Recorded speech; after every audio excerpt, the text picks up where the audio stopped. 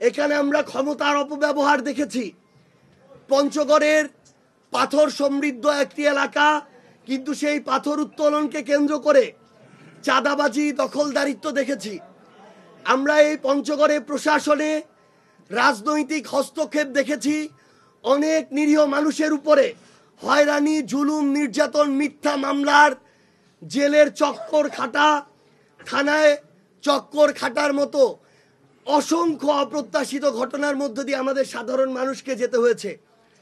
আমরা জাতীয় নাগরিক পার্টি এনসিপির পক্ষ থেকে আমি আমার পঞ্চগড়ের মানুষের কাছে এই ওয়াদাটি করতে চাই, পঞ্চগড়ের মানুষ যদি আমাদেরকে সহযোগিতা করে, সমর্থন করে, আমাদের জন্য দোয়া করে এবং আমরা একসাথে যদি এনসিপির পক্ষ থেকে পঞ্চগড় 1 আসনে আমরা জাতীয় সংসদে আগামীতে প্রতিনিধিত্ব করতে পারি, আমাদের এই পঞ্চগড়ে আমরা চাঁদাবাজি, দখলদারিত্ব, দুর্নীতি, ক্ষমতার অপব্যবহার সহ সকল ধরনের অপকর্মের কবর রচনা করব।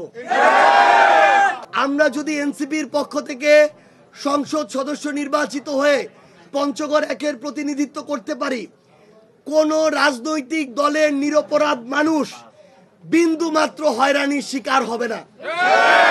আবার কেউ যদি অপরাধী হয়, সে যদি আমাদের রাজনৈতিক দলেরও হয়, তাকেও আইনের আওতায় নিয়ে আসার ব্যবস্থা আমরা করব।